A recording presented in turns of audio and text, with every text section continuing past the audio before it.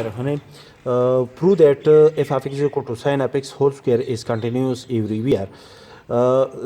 Since f of c is equal to sin of c whole square is equal to d, that is the range of sin of x is the closed interval from -1 to 1 for each x belong to the real number. Therefore c is any real number. C is a real number. Therefore sin of c is value contained in this this closed interval, and the square of a number contained in this interval is a number which is must be an element of this closed interval.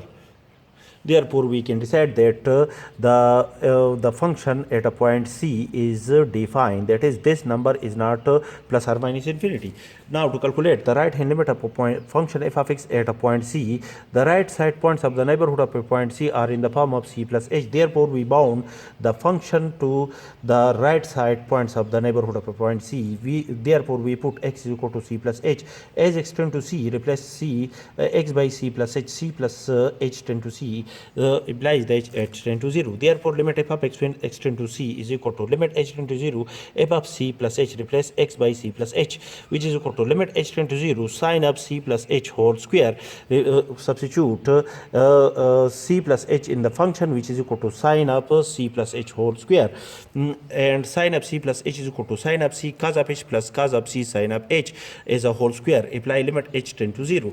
Apply limit on each of these terms, which is equal to limit h tend to 0 to positive side sin of c cos of h plus limit h tend to 0 to positive side cos of c sin of h as a whole square. Sin of c with respect to limiting value is constant. Push out sin of c from limit sign, which is equal to sin of c multiplied by limit h tend to 0 cos of h, and the limit of h tend to 0 cos of h is equal to cos of 0 radian multiplied by sin of c, and cos of 0 radian is equal to 1 multiplied by sin of c is equal to sin of c, and cos of c is constant with respect to limit value. Push out cos of c from limit sign. Apply limit h tend to 0 sin of h, sin of limit h tend to 0 sin of h is equal to sin of 0 radian, sin of 0 radian is equal to 0 multiplied by cos of c is equal to 0, which is equal to sin of c plus 0 as a whole square, which is equal to sin of c whole square. As explained above, sin of c is one of the number contained in the closed interval from -1 to 1, and the number contained in this,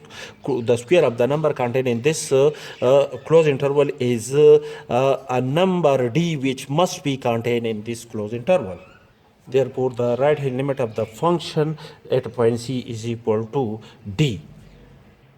Now, to calculate the left hand limit of the given function, bound the function f of x to the left hand side of the neighborhood of a point c. The left hand points of the neighborhood of a point c are in the form of c minus h. Therefore, we put x is equal to c minus h. As x tend to c, c minus h tend to c implies that h tend to 0. Therefore, limit f of x when x tend to c to the left side of the neighborhood of a point c is equal to limit h tend to 0 to the left side f of c minus h, replace x by c minus h, which is equal to substitute c minus h in the given function, which is equal to sin of c minus h whole square when limit h tend to 0. And from the fundamental law of trigonometry, sin of c minus is equal to sin of c cos of h minus cos of c sin of h whole square. Apply limit to each of the term, which is equal to limit h tend to 0 to the left side sin c cos of h minus limit h tend to 0 cos of c sin of h whole square. Sin of c with respect to limit value is constant. Push out sin of c from limit side. Apply limit when h tend to 0 through the left side. Cos of h is equal to cos of 0 radian. Cos 0 is equal to 1 multiplied by sin of c is equal to sin of c, and cos of c is constant. Push out from limit sign and apply limit on sin of h when h tend to 0, which is equal to sin of 0 radian. Sin of 0 is equal to 0 multiplied by cos of c is equal to 0. The result is equal to sin of c whole square is equal to d. D is a number contained in this closed interval. That is, the left hand limit of the function at point c is also exists and is equal to d, which is not equal to plus or minus infinity.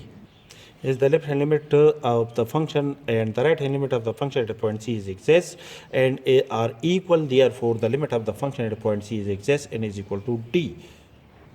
Is the limit of the function at a point c and the value of the function at a point c are the same. Therefore, we can decide that f of x is continuous at a point x is equal to c. but x is equal to c as an arbitrary point.